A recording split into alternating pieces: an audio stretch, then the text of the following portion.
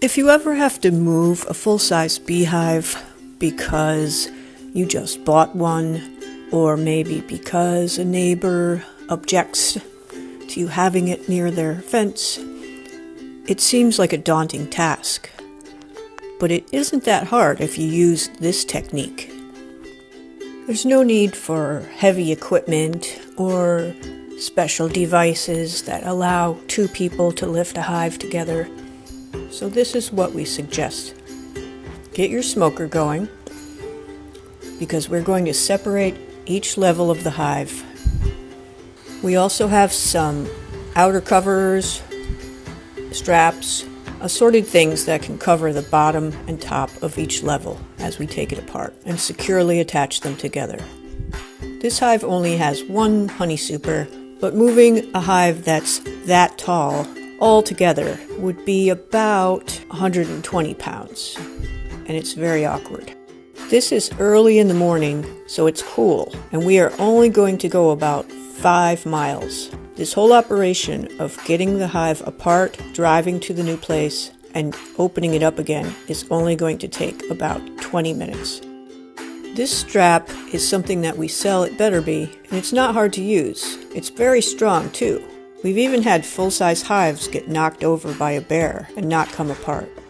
There's a little thumb press part that springs up if you let it go. Put the strap end into the buckle at the bottom and pull it through, and take up all the slack. The best way to really tighten it down is to have the buckle on the side of the hive, hold on to the tail of the strap, put your foot into it and push down. Now that's tight. Watch here how Greg smokes into the crack to prevent bees from coming out, and that way he can peek at frames that are starting to rise up from the box below. He's going to hold that unpainted box up by the handhold with one hand and pry those few frames down by poking his hive tool in this gap here. You may notice that we have the parts strapped together in such a way that there's very little ventilation. If it was a longer ride or a hotter day, we would definitely use a lot of ventilation. We sometimes move hives without closing their entrance, but putting some grass in the entrance is also a good idea. If they're really boiling out though, this won't be enough. You could smoke them in at the entrance rather heavily if they're really coming out, and be ready to put some smoke in at the destination as well. For this part of the hive, we're using a ratchet strap. There's a particular way to thread the strap through the ratcheting part that makes it work the best.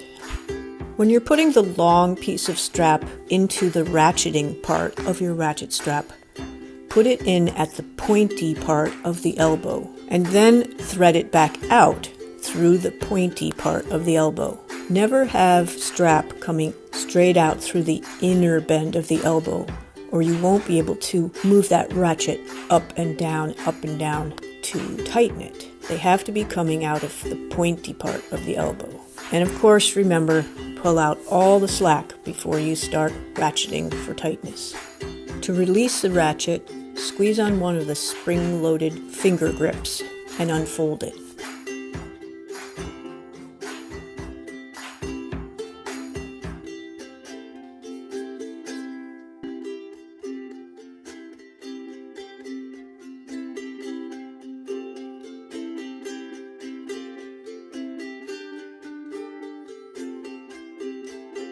Okay, we're ready to pick this up and load it and go quickly to the other bee yard and unload.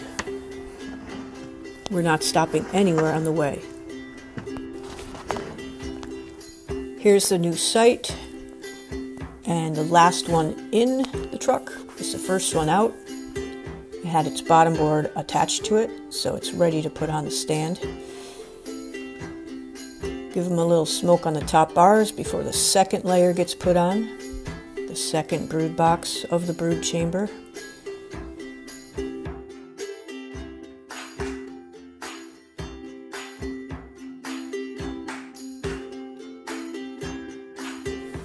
And we left the queen excluder on it, so that's ready in place.